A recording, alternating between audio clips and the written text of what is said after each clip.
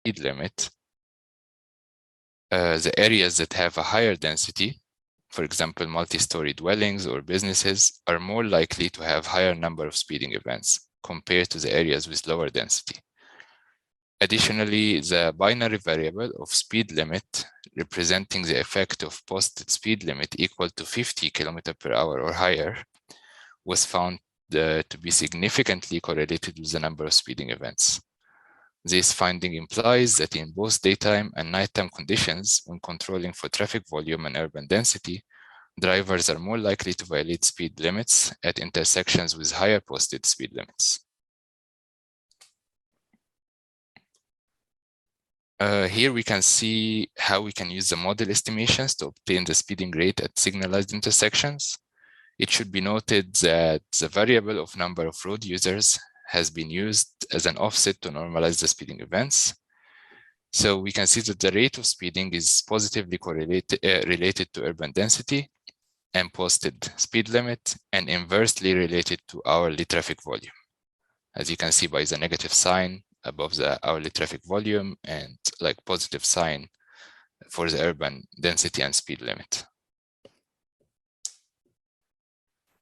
So in conclusion, in line with previous research, it was found that speed violations happen more frequently during nighttime conditions.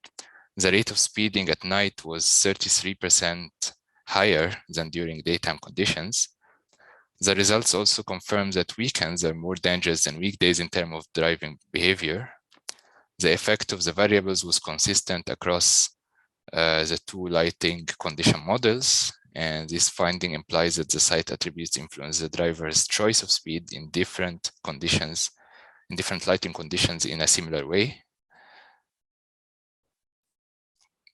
And generally speaking, the indicator variables representing traffic volume, urban density, and posted speed limit were the attributes consistently found significant in all of the three models. Average hourly traffic volume was negatively associated with the increased risk of speeding. When controlling for traffic volume, it was found that drivers violate speed limits more frequently in higher density areas. Also, the variable representing posted speed limit was found to be positively correlated with the increased risk of speeding. Video analytics allow collecting more granular data and trajectory behavior while maintaining the ability to differentiate road user types, as we could see during this study. And that's it for my presentation. Thank you everyone for attending and listening. And on the slide, you can find my personal email and the Transoft, like general email for the Transoft Safety Lab. Thank you. All right, awesome presentation, Mohammed. Thank you. Do you have any questions in the room here?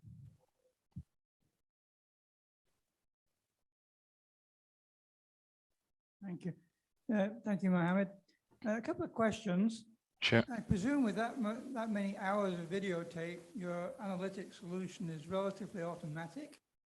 And the second thing, so how do you actually do that? And the second thing, how do you deal with the traffic cycle? Since some of your vehicles are on a red light, do you have a kind of a time delay before you start measuring vehicles who are driving through the intersection? Yeah, okay, thank you.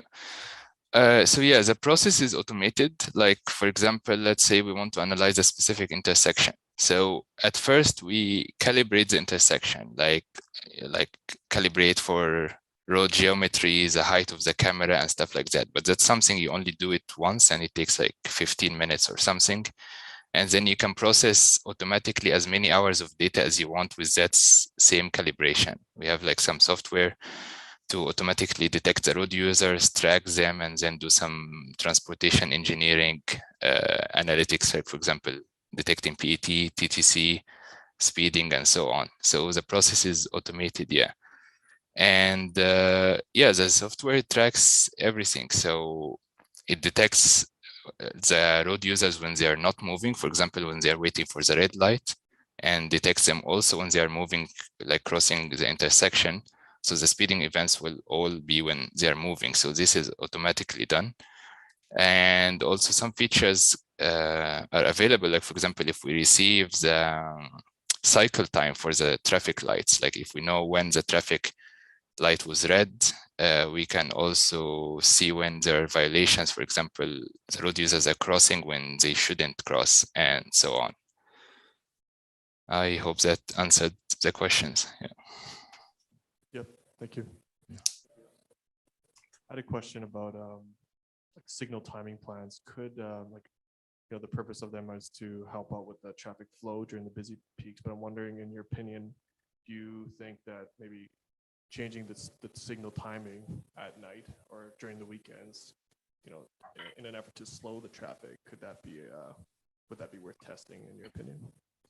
I think so, yeah. So like if you have similar intersections with different traffic light timings, you can conduct a study where you analyze the behavior of the road users, or for example, how many speedings you have, how many violations you have for the two different cycle times.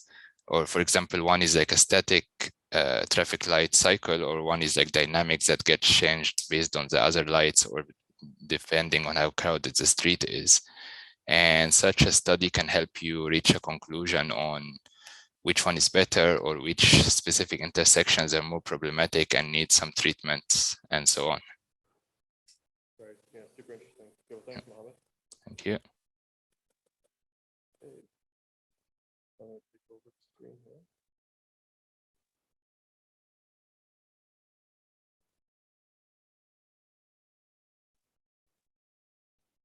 Actually, you might need to stop sharing there. Oh. Okay, shall I stop sharing the screen? Okay. Our next session is a recorded session.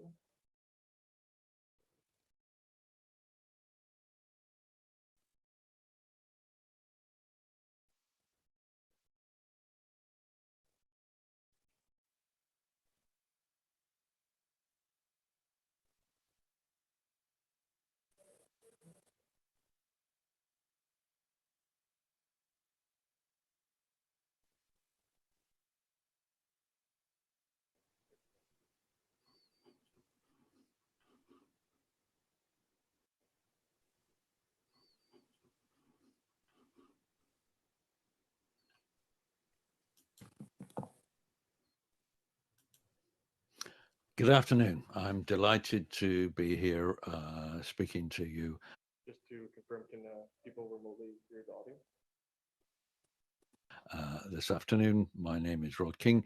Rod.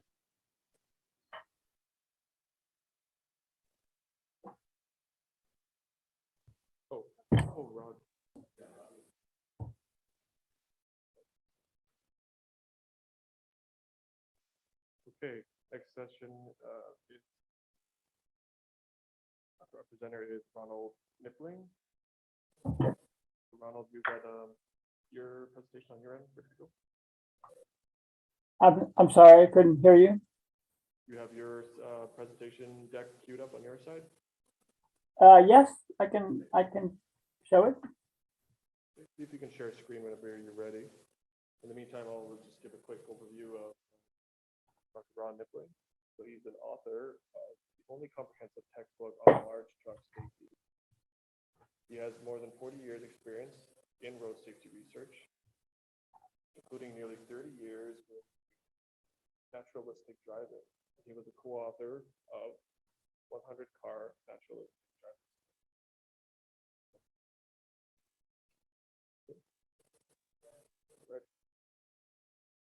Are you able to share your screen there, Ron? Okay, you can see my screen. I just see your camera actually. I need to change what screen you're sharing. I just pulled up the presentation.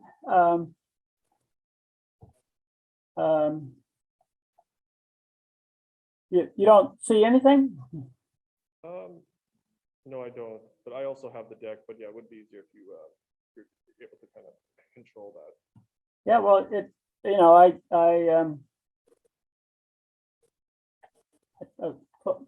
hang on, let's see.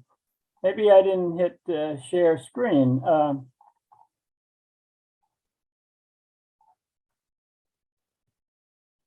I don't see.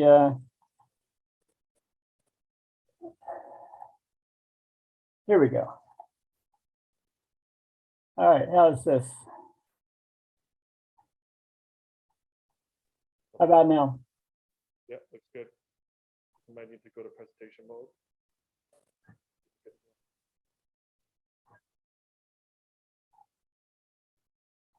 Great. Okay, well, hello, everyone. I hope you can hear me okay. I wasn't hearing the moderator well, but You're a little low as well, Ron. You could, I'm sorry. you're a little low. Well, if you could, All right, well, I've got my volume up 100%. I can speak loud. Can you hear me now? yeah, you're good. Yes, you're good. Okay, well, this talk is H.W. Heinrich and the biggest fallacy in road safety research history. I want to recognize my co-authors, Steve Jackson and Anders Off Wahlberg. And I'm going to start asking you a question. What is the one best generalization about crashes and crash causation? So I'm going to say that you can't generalize. You can't generalize because crashes are pervasively heterogeneous, and generalizations from one source population to another are likely to be spurious. And this is especially true when source events are not even crashes or are minor crashes with no significant consequences. And so we call this the heterogeneity principle. And we think it should be a guiding tenet in crash analysis. And we think believing otherwise, believing that crashes are identical in their mechanisms or highly similar, is a major fallacy in traffic safety. Okay, so here are our topics. What is science? Data sources, what we call horizontal heterogeneity, vertical heterogeneity, H.W. Heinrich and naturalistic driving, and the Sharp 2 crash event anomalies. Okay, so what is science? So for this, I'm going to take you back to my childhood. John Locke, an essay concerning human understanding, and John Locke was the first to articulate what is empirical science. And empirical science is understanding gained through systematic observation of external phenomena. That was a revolutionary idea at the time. And so that's how he said it. But today, should be very familiar to everybody. Empirical science is usually practiced as follows. You define a target population. That population is usually heterogeneous in some way. So therefore, you devise a sampling method, you collect a sample, you analyze that sample, and the rigor of your sampling method is often what determines the validity of the science. It's all pretty basic, isn't it? Okay, data sources. So the newest data we have here in this paper is from the 2017-2020 US NHTSA Crash Investigation Sampling System, or CIS. These are passenger vehicle towaways. And what's different about it is that it follows up the injuries. It actually looks at medical reports from victims, and it classifies the crashes according to the actual injuries, according to the abbreviated injury scale, which is a long established medical scale. So we also have some data from the National Motor Vehicle Crash Causation Survey, or NIMVICS, the large truck crash causation study. We have some data from the Second Strategic Highway Research Program, or SHARP-2. And so what is the horizontal heterogeneity? So in all of these charts and graphs, just try to get the big picture. Don't try to look at the trees, look at the forest. And these are 4 crash involvement types and 7 causal factors. This data is from NIMBICS, National Motor Vehicle Crash Causation Survey. These are passenger cars. And the main thing to see here is how diverse these are, that there's great heterogeneity among the crash types. And if you look at the factors, their involvement in different crash types are very different. Okay, so I'm a big Clint Eastwood fan. So in recognition, I've identified 3 different types of crash involvements that are distinctly different in many ways: the good, the bad, and the ugly. Okay, so good is if the driver is not at fault, is not assigned the critical reason in these crash causation studies. Bad is a not fault driver in a multi-vehicle crash, and ugly is all by themselves. They get involved in a single vehicle crash: the good, the bad, and the ugly. All right, well, as I mentioned, these can be distinctly different. And so these are critical reason categories, again from NIMBICS. And this is not the full list here. I've simplified it, but showing you enough to get the big picture here. And so the critical reason doesn't apply to good because that's the not at fault driver. But bad, meaning multi-vehicle involvements at fault. You see here are the categories, and here how the percentages fell out in those categories. You see a lot of recognition failures, for example. Okay, so let's compare that to ugly. All right, so if you go down that column and you look at each row, you see some very big differences, not much more non-performance, much less recognition failures, much more speed, lower decision errors. And so the question is, I can't see your responses, but if you're correlating these 2 columns, would this be a positive correlation, a negative correlation, or could it be in the middle, a 0 correlation? Well, it's a negative correlation. So if you look at these categories, and again, it's actually a longer list than I'm not showing you. The bad and ugly single vehicle and multi-vehicle involvement, at fault multi-vehicle involvements, are actually more dissimilar than they are similar. Okay, so that is an example of horizontal heterogeneity, how different these different crash involvement types are. Okay, so vertical heterogeneity is when you look at severity. And so here's some new data we have. And actually, these graphs show both vertical heterogeneity and they show single and multi-vehicle differences. So it's really showing both. But this is new data from CIS.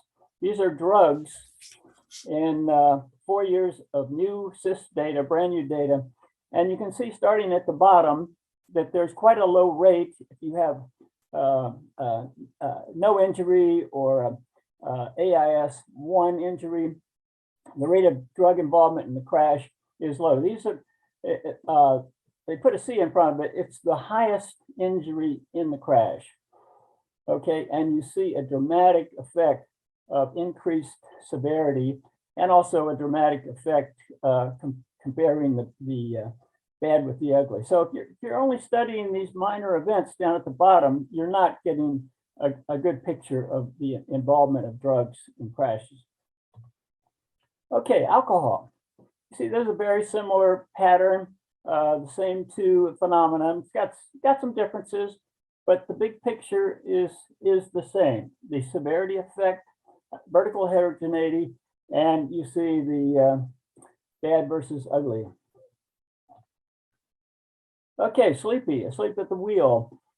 Same thing here. I aggregated CAIS 4 and 6 just to have more reliability to the data. Okay, another thing to know about the vertical is that crash harm is vertically skewed. So what do I mean by that? So you got 3 levels: police reported crashes, fatal injury, PDO. You see the annual number of crashes, less than 1% are fatal.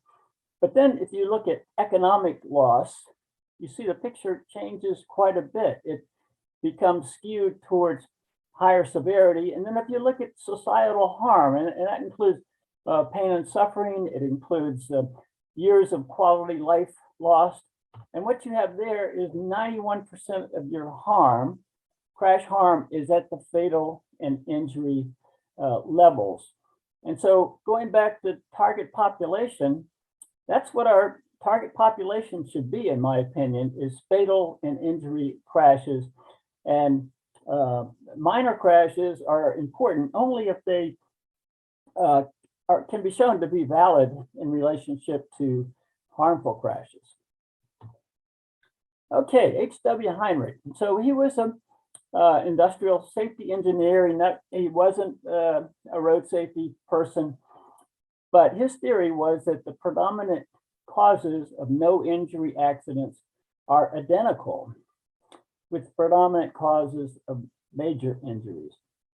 And this was the founding assumption of the naturalistic driving methodology of using safety critical events and mixed safety critical events. And that is where you collect hard brakings, swerves, lane drifts, you mix them all together and you try to infer the causes and conditions of occurrence of harmful crashes from this mixture of non-crashes. So if you think about it, this is not empirical science. These are not derived from a target population. These are researcher creations. That is, the researchers are choosing the types of events that they like, and they're choosing thresholds, so they're choosing the amounts that they want. And so then they observe those and they mix up the data, and that's their data set for discerning the characteristics and causes of actual harmful crashes. So that's the big fallacy here, that you can mix up non-crash events not derived from the target population and discern the characteristics of harmful crashes. Okay, so and by the way, if I run out of time, I can stop at any time. But so there was a validation study of this. This was right after the well, it was a few years after a 100-car study came out. And so what you see here is the crash triangle, and these levels of severity maybe are familiar to most people. The Cadco scale, killed, A injury, B injury, C injuries possible, no injury, non-police reported crashes. And then at the bottom, you have your SCEs. So these authors compared, not the entire data sets, but they compared within their data set, within the SCEs, the 1% that actually were crashes, mostly very minor, to 8% that they designated as near crashes. And so the question is, how similar were they? How similar were the crashes and near crashes? And they knew this was critical. So these are quotations. The authors stated the validity of using near crashes as surrogates for crashes demands that the underlying mechanisms be identical. And they did this paper, they published the results, and indeed they concluded just that. There is no evidence suggesting that the causal mechanisms for crash and near crash are different, we conclude that near crashes can be used as a crash surrogate. And here's the data, the type of data that they use to make that assertion. So in the 100-car study, you have various variables, and you take the attributes of those and you look at the profile of those attributes. So in the 100-car study, there were 69 crashes, about 750 near crashes. So you take this particular variable, surface condition, you judge them, you classify them, and when they did that, the correlations of these two columns, lo and behold, came out to almost a perfect correlation, 0.99. This was R squared. Okay, and then there were several other variables that similar variables with similar very high R squared values, and this was the basis for their concluding that the causal mechanisms are identical, and that near crashes can be used as validly as surrogate for crashes.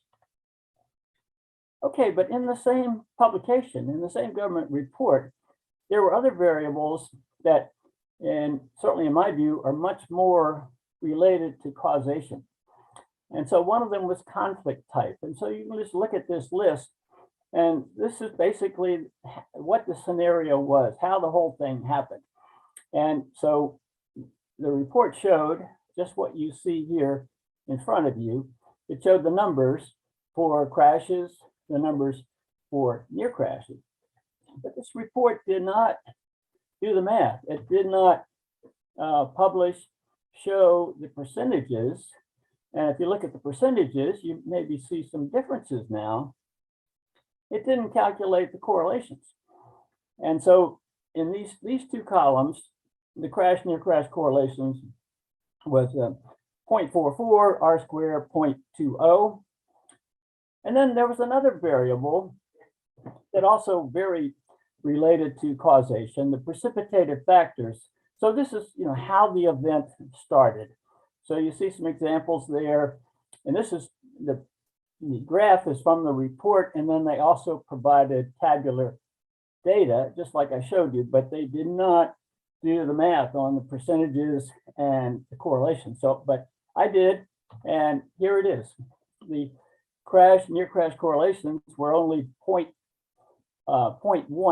for an R and 0.03 for an R squared. So you have these two variables that are very related to causation, how the event, what the scenario was and how it started, and yet they did not correlate very well at all from crash to near crash.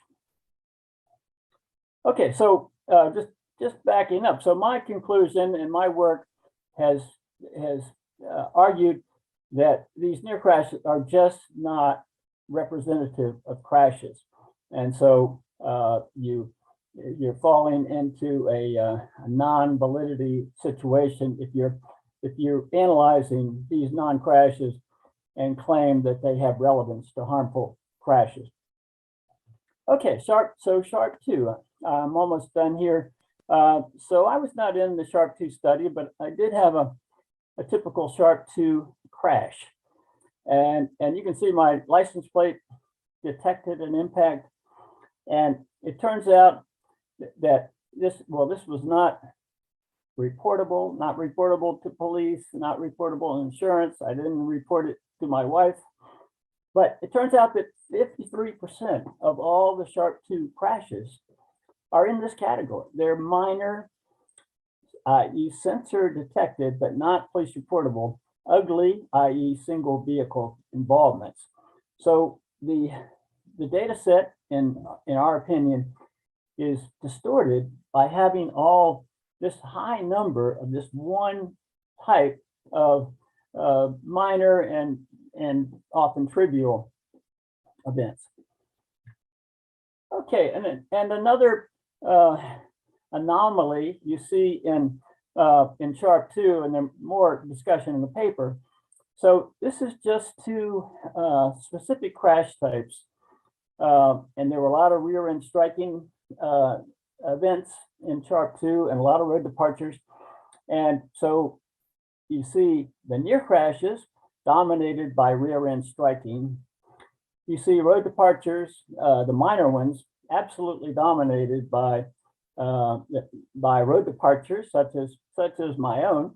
And then when you go to the highest category, which was police reportable plus what they call severe, then you see a different picture. So any generalization up and down from near crashes to minor impacts to more serious impacts is, fraught with risk, validity risk in making these generalizations, because everybody knows that rear end and road departures have very different causation. Okay, so this is the last content slide. So are Sharp 2 crashes severe medically? Okay, so if you know the Sharp 2, there is the highest category, which they call severe. It's 10.7% of their events, and their main threshold for that, criterion for that, is airbag deployment.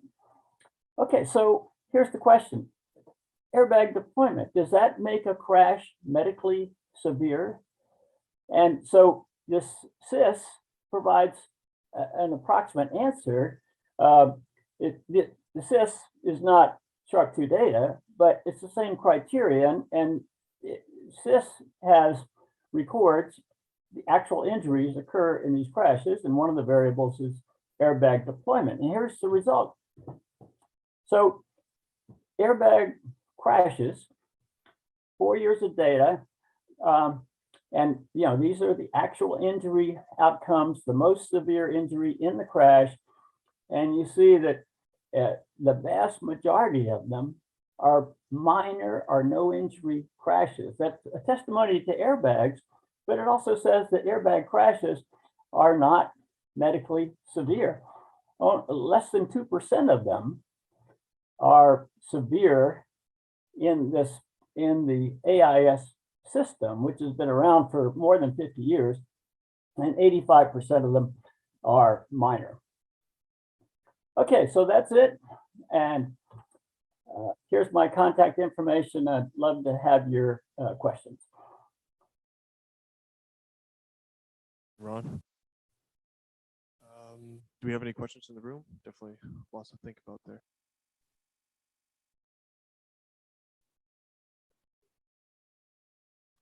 Online chat.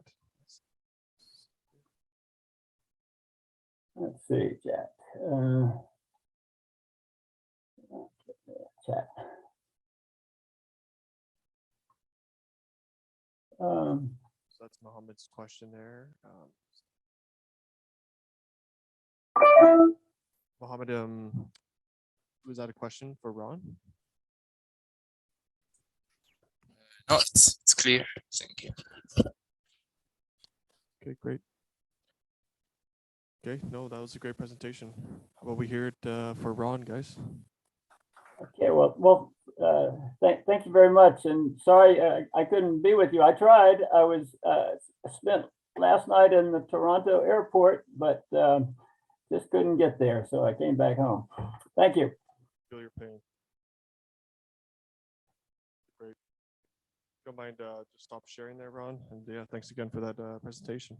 Oh yeah. Okay. Let's see here. Okay, awesome. Okay. While we get the next presentation queued up here, it's my pleasure to introduce the next presenter. So many of you know her with her involvement in the CARS various organizing committees. So Navoda Rillagodage is a PhD candidate at the Department of Civil Engineering of the University of Manitoba. So Navoda acquired her master's degree in environmental systems engineering from the University of Regina and her bachelor's degree in civil engineering, environmental engineering from the University of Rahuna, Sri Lanka.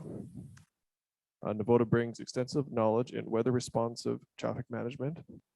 Her current research focuses on improving road safety under inclement road weather conditions in rural highways.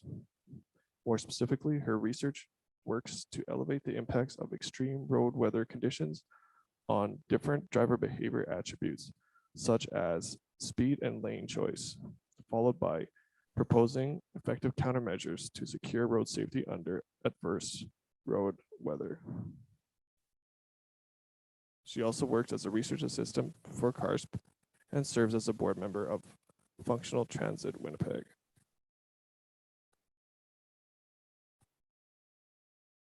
Ready. Just bear with us, guys. Got multiple windows open, partially my doing. Okay, great.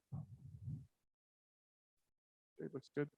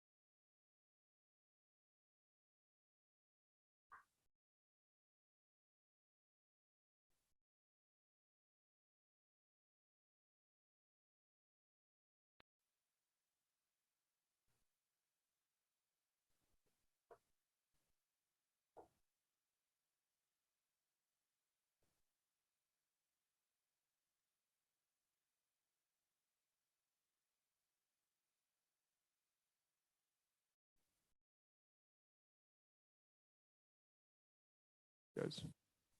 Oh, there we go. Already.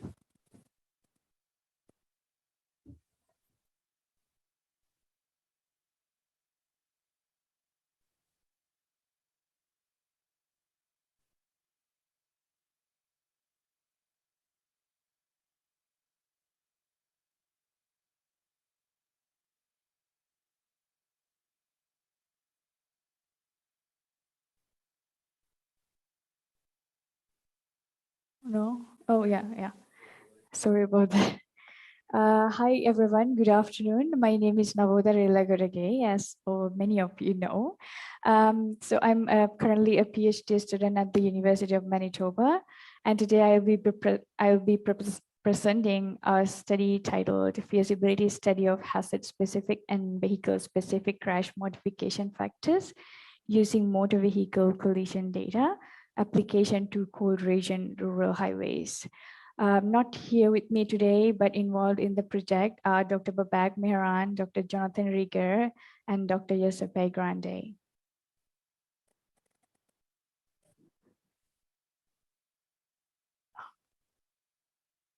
This is my presentation outline. First, I'll give you a brief introduction of what safety performance functions and crash modification factors really are, followed by a brief description of the study data, methodology, study, and the study results. And finally, I'll wrap up with the conclusion and future directions. Moving into the introduction. So what are these safety performance functions really? So many of you might know safety performance functions is one of the most prominent crash prediction methods used all around the world. This crash prediction method, which is the safety performance functions, is nothing but regression models which are developed for a specific facility type. For example, we could develop safety performance functions to a specific type of intersections, or we could also develop the safety performance functions for road segments. And these safety performance functions were originally introduced in Dr. Hoover's paper, but it was in terms of a design manual, it was introduced in the first version of the Highway Safety Manual in 2010. The second version of HSM is yet to come, and we are proposing, by doing this study, we are planning to propose some modifications to the next version of Highway Safety Manual. So as I explained earlier, the safety performance functions are regression models which attempt to explain a crash frequency based on a set of factors which affect the collision frequencies. For example, one of the most commonly used independent variable in these regression models is road geometric conditions. For example, we can use it. It's really flexible, but we can, some of the most commonly used road geometric conditions in these safety performance functions are the number of lanes and the pavement surface pavement surface type, whether it's paved or not, and even the road geometric conditions such as the horizontal geometry and the vertical geometry like the grade. And also traffic conditions are also used in developing these safety performance functions. There are multiple traffic condition measures used in the past literature and in practice. For example, one of the most common traffic conditions used in SPFs is the annual average daily traffic, which is commonly known as AADT.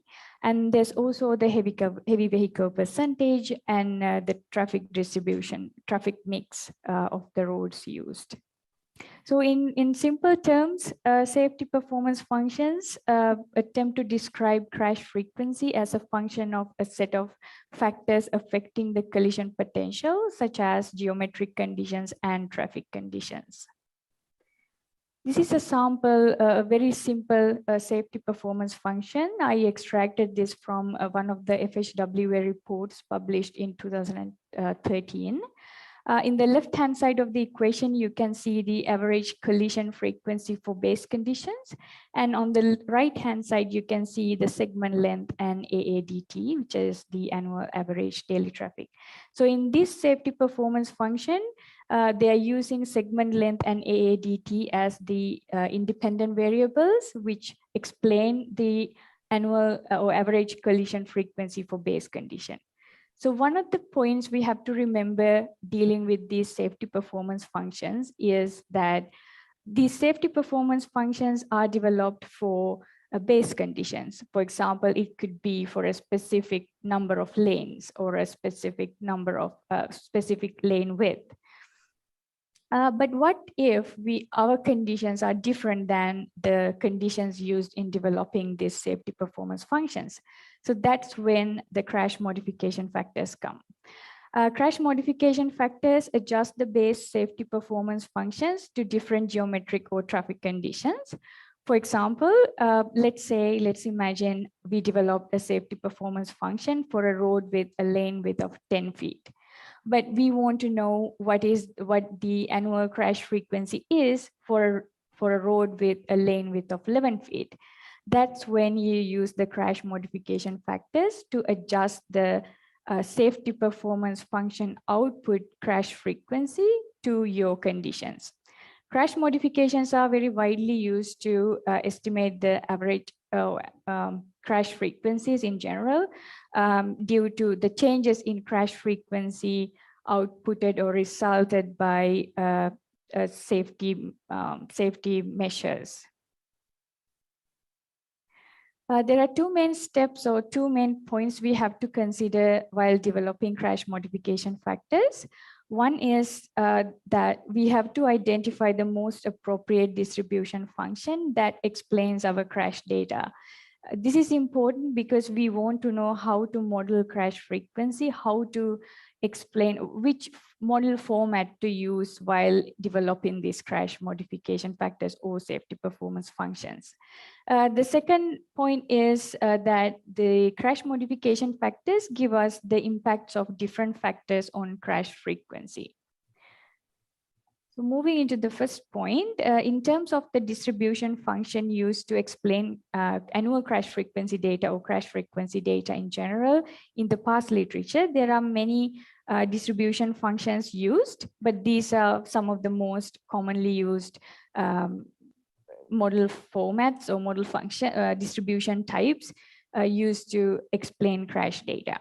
The first two are single regime distributions, Poisson distribution and negative binomial distribution. And the last two, the two distribution to the far right are two regime models, which are zero inflated model.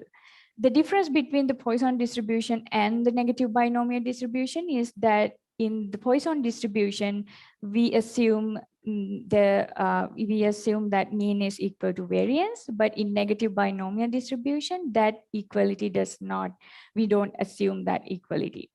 The zero inflated, meaning of zero inflated is that our crash data has excessive zeros than we expected. So the predicted number of zeros would be greater than the actual zeros when we develop a model.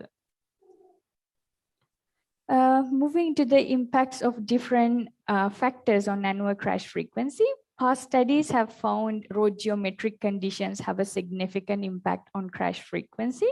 For example, some of the road geometric conditions, as I mentioned earlier, are impacting the crash frequency, lane width, horizontal curvature, and segment length. In terms of traffic conditions, researchers have found that annual average daily traffic significantly impact the annual crash frequency, and heavy vehicles are found to be more vulnerable as compared to passenger vehicles. In terms of the impacts of hazard types on annual crash frequency or crash frequency in general, is the researchers, the past literature do not really agree on the intensity of the impacts. So that creates a literature research gap we have to work on, because we don't know what different hazard types, how different hazard types impact the annual crash frequency. So based on our literature review, we identified 3 research gaps. The first research gap is the intensity of different hazards on annual crash frequency is very less consistent among the past literature. And also there are limited studies modeling annual crash frequency in cold region rural highways, which is really needed for countries like Canada. And there's no guidance provided by the Highway Safety Manual in terms of design directives for estimating crash frequencies for different vehicle types and different hazard types. So in this study, we are trying to address 2 research questions. The first research question is, what is the most appropriate distribution function to explain crash data in different rural highway types at different collision severity levels? The second research question is, what is the impact of different hazard and vehicle types on annual crash frequency? And we have 2 study objectives addressing each of these research questions. The first one is to evaluate the suitability of different distribution functions to explain collision data. And the second study objective is to quantify the impacts of different hazard and vehicle types on annual crash frequency. However, we are limiting our scope of this study to 2 road types, rural 2-lane 2-way highways and rural multi-lane highways. And we are only considering 4 collision severity types, which are total collisions, fatal collisions, personal injury collisions, and property damage only collisions. Our study data are of 2 types. The first type is collision data, and the second type is traffic data. We collected collision data from the Saskatchewan Government Insurance, which is the Crown Insurance Organization for Saskatchewan. We collected the police reported collision data on Saskatchewan's provincial roads during 2011 to 2020. This collision data set includes collision by collisions explained using different attributes such as the collision time and date and the road type the collision occurred, collision severity, the vehicle type, collision location in terms of the road section, the control section of the road, and the major contributing factor causing the collision. We also collected traffic data from the Ministry of Highways of Government of Saskatchewan. We collected the AADT values for all segments of the roads during the same study period of 10 years from 2011 to 2020. And our methodology is a 3-step process. I apologize for this figure, it's hard to see. So the first step is selecting road type and collision severity level. So we would have to select the road, what road type do we want to model collision data. For example, it could be a rural 2-lane highways or it could be rural multi-lane highways in this study. The second step involves identifying the best fitting distribution type for the selected road and collision severity level. So we would first check if our collision data set is overdispersed. If our collision data are overdispersed, that means our collision data are best fitted by one form of the negative binomial distribution. If our collision data are not not over dispersed, that means our collision data are explained by the Poisson distribution. And our second check is to check for zero inflation. We do that by developing a model and then predicting the number of zeros and dividing it by the actual number of zeros. So if our model predicts more zeros than what's already there, that means our data are zero inflated. So if our data are zero inflated, it will fall into the two regime model types. And if the data is not zero inflated, they would be fallen into the single regime type models.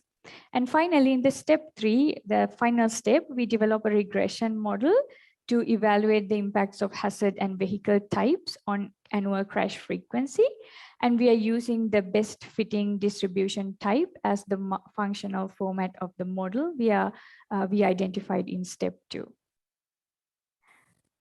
We considered, for step 3, we considered 4 different model types to develop these regression models, which are in fact the safety performance functions.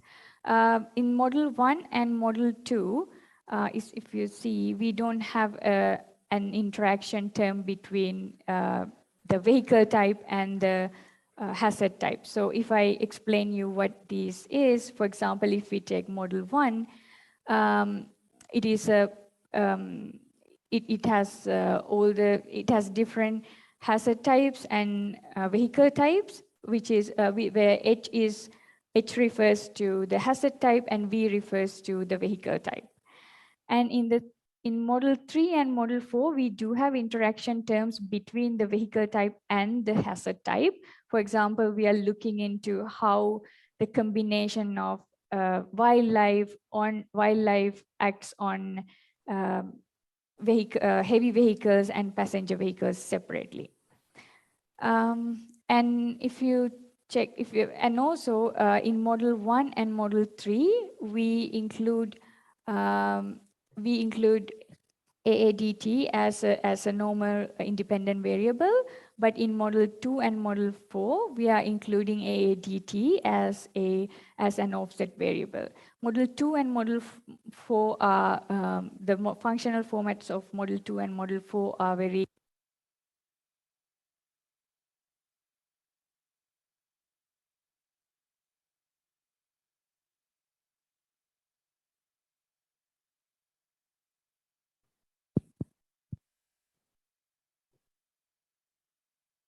moving into the study results, rural tool-lane this is the study results for the first step.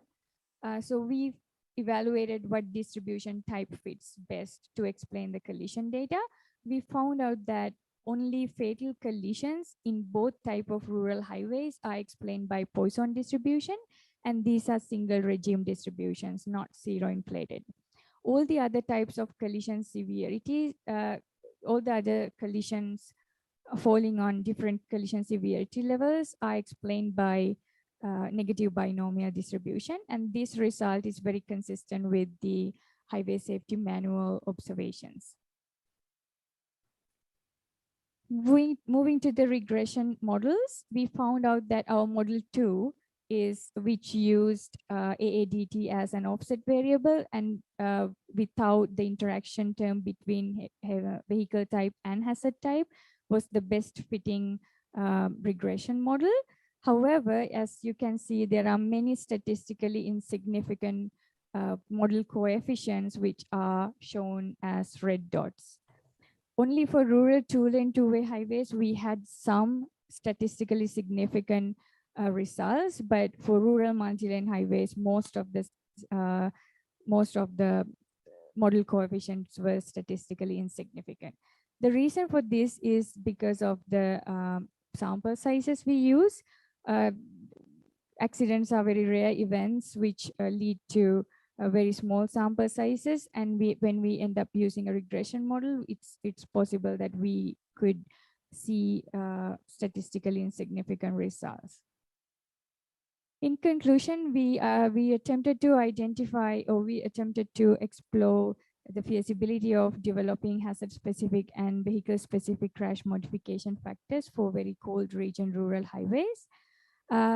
According to our study results, fatal collisions in Saskatchewan roads are explained by Poisson distribution, and the total collisions, personal injury collisions, and property damage only collisions are explained by negative binomial distributions.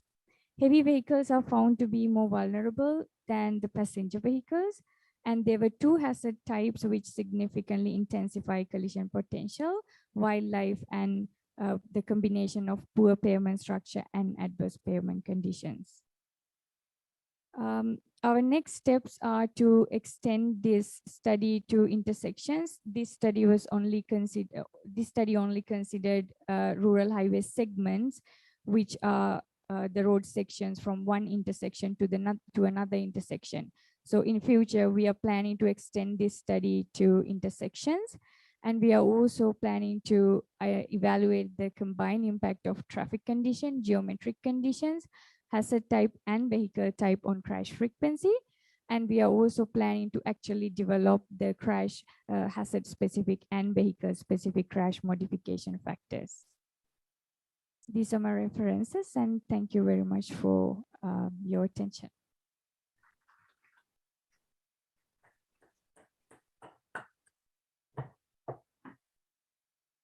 Alrighty, excellent presentation, Navoda. Anybody have questions in the room here?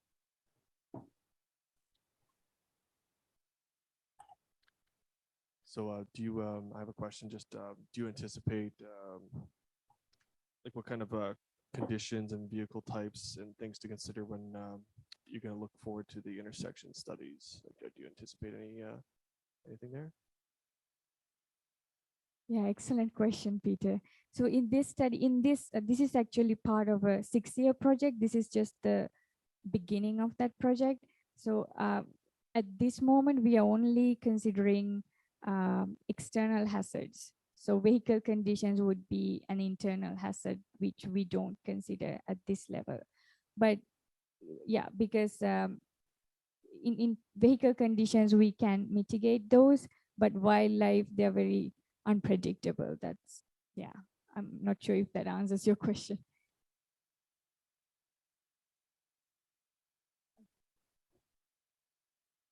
Thanks. That's super interesting. Thanks again, Navoda. No questions online. Oh, this is somebody message, I think. Okay, we'll get queued up the final presentation of this session. It's a recorded session, so we were traveling across space and now time in the past. Okay.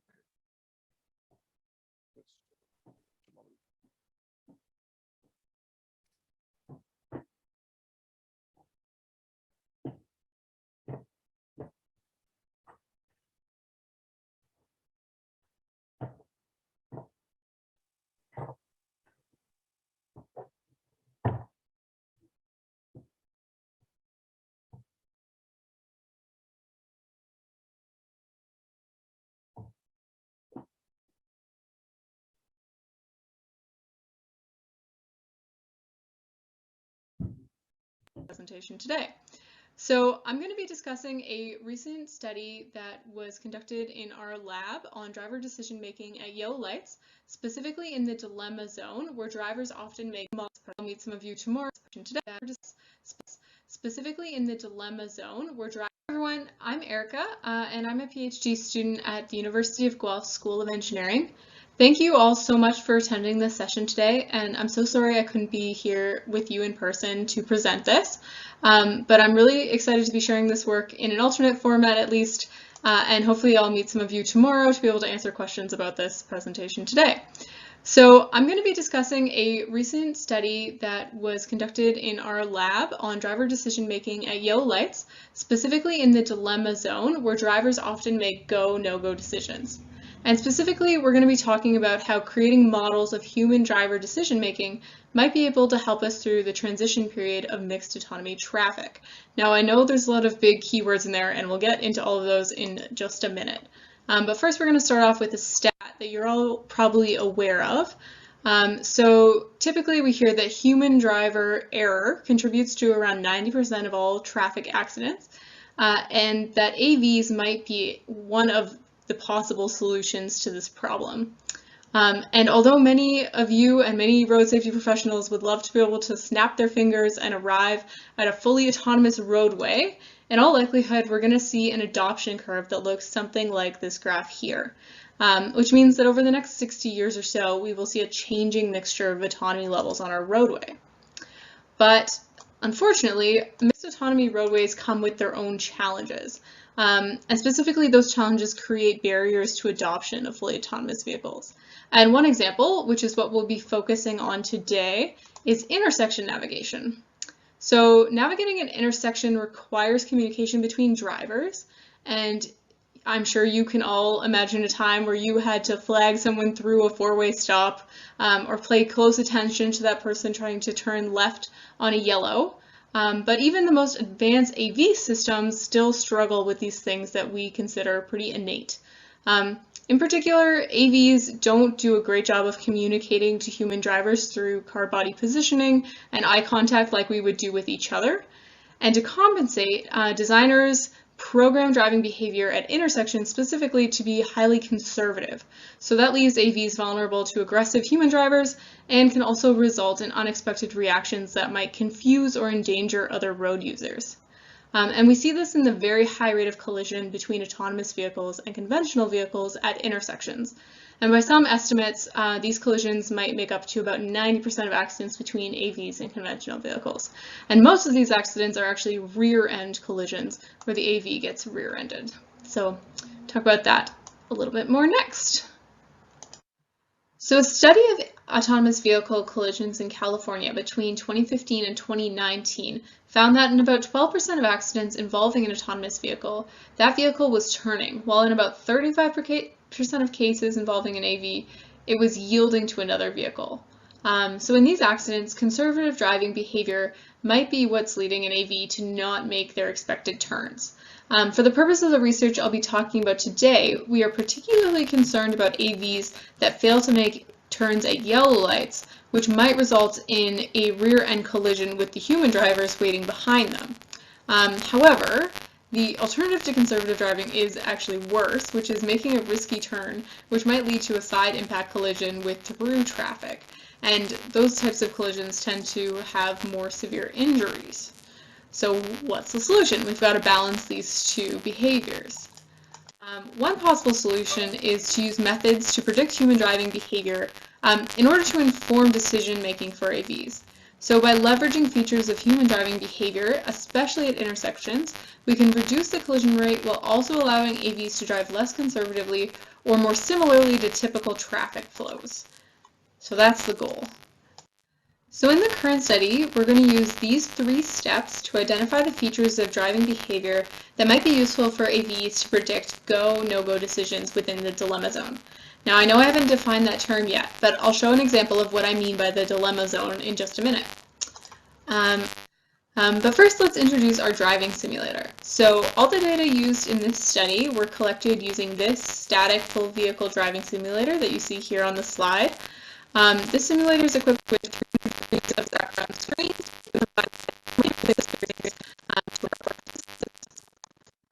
So we had 125 licensed drivers participate in this study. All of them were required to have either a G2 or G driver's license, which means they were allowed to drive independently. And the population in our study did skew a little bit younger, with a mean age of 23 years old. And the virtual environment that we're using, you will have seen a couple of these photos already in this slideshow, but it was modeled after a busy suburban environment. And the signalized intersections were specifically modeled after the intersections of Matheson Boulevard and McLaughlin Road in Mississauga, for anyone who is familiar with that area.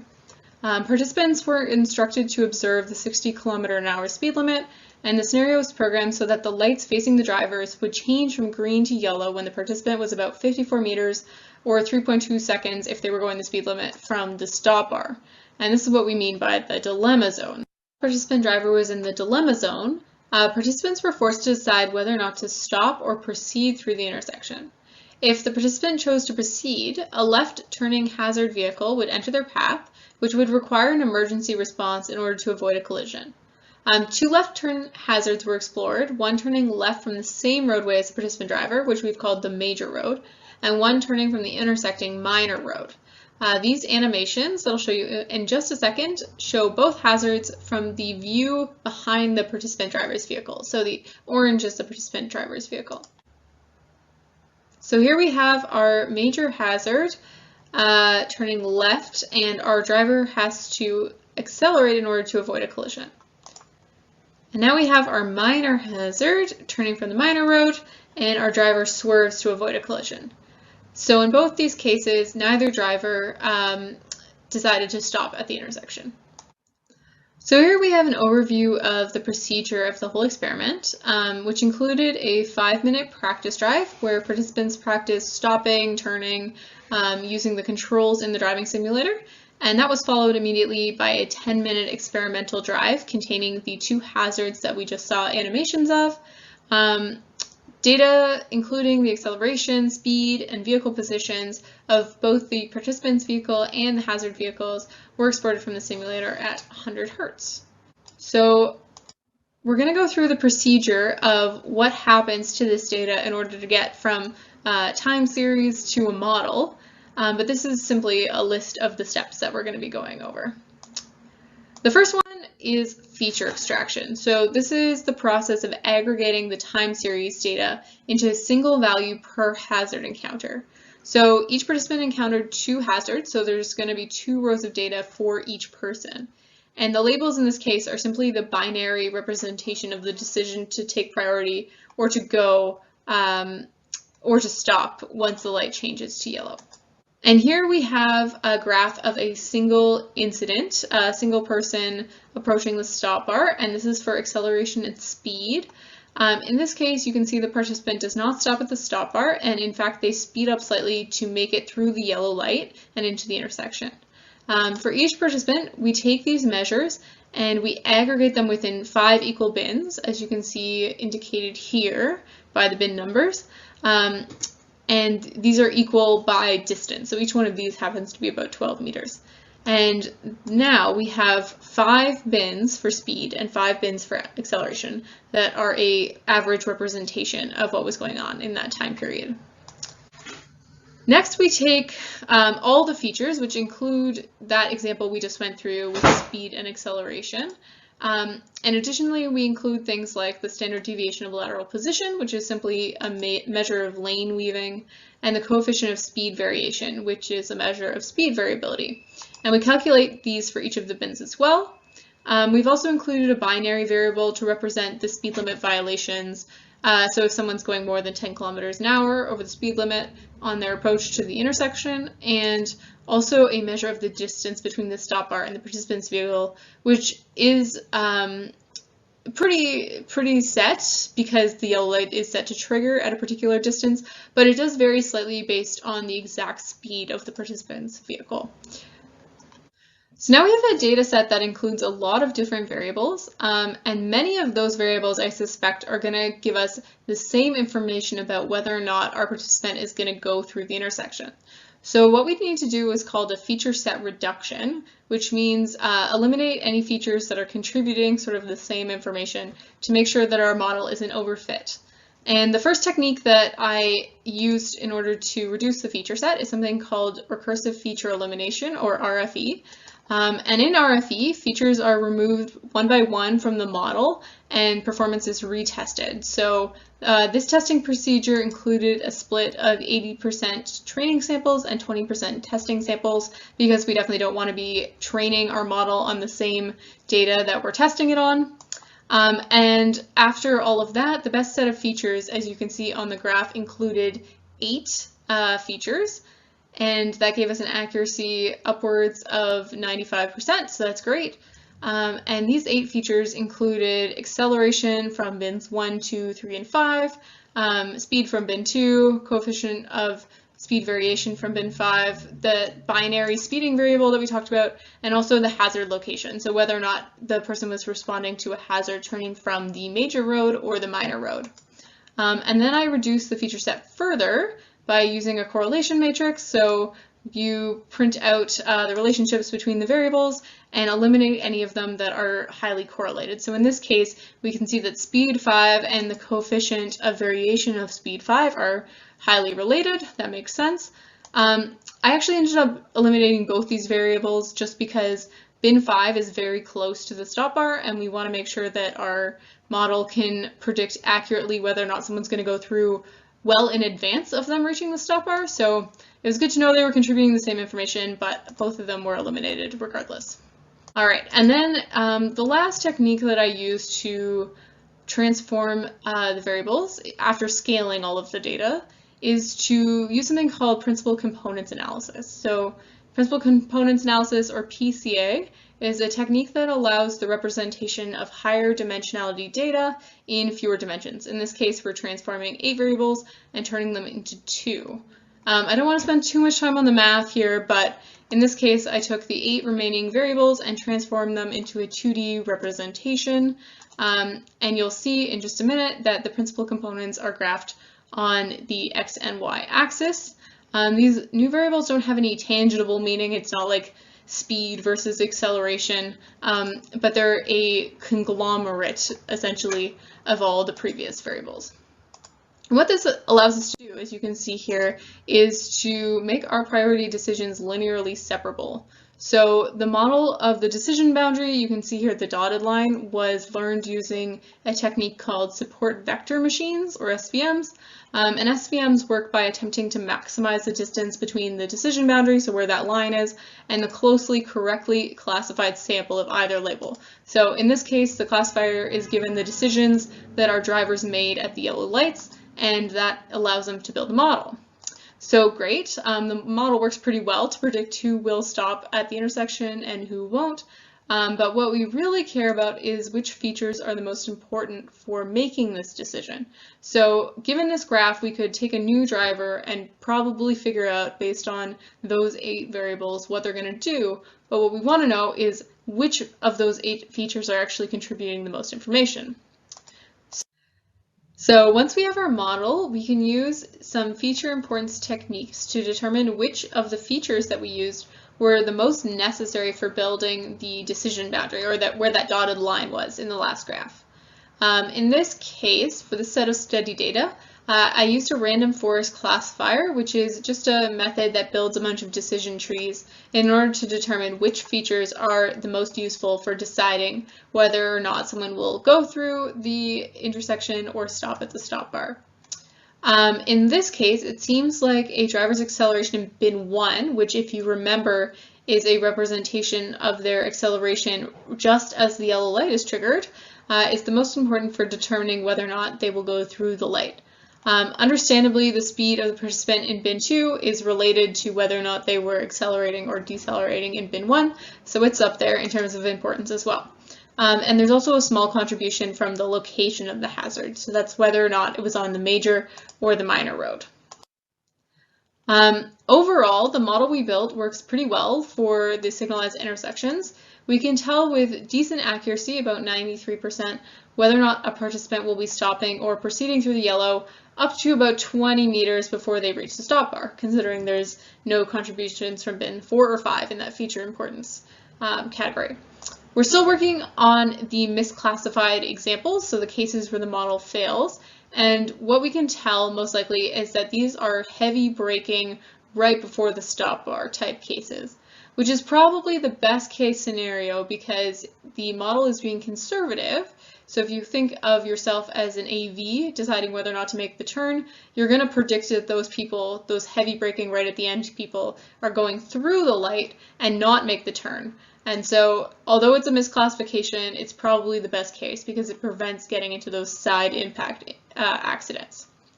So that's it for me. Thank you so much for listening today. I'll be around all day tomorrow in person and would love to address any questions that you might have about today's presentation.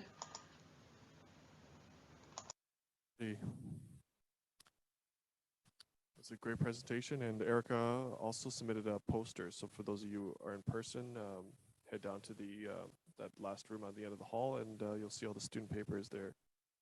And for those virtual attendees, I'm sure we're gonna distribute files of those student posters as well. So with that, that concludes this session.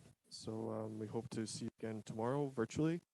And for all of you in person here, I think we have a little bit of a break until this evening's festivities. So yeah, so thanks again, everyone, for joining and for your questions, and to all the presenters, great job. And as a thank you, a token of thanks, CARSPAS made a donation in your name to the Young Professionals Committee. So as a token of thanks. So thanks again for everyone's attention, and we'll see you guys tomorrow.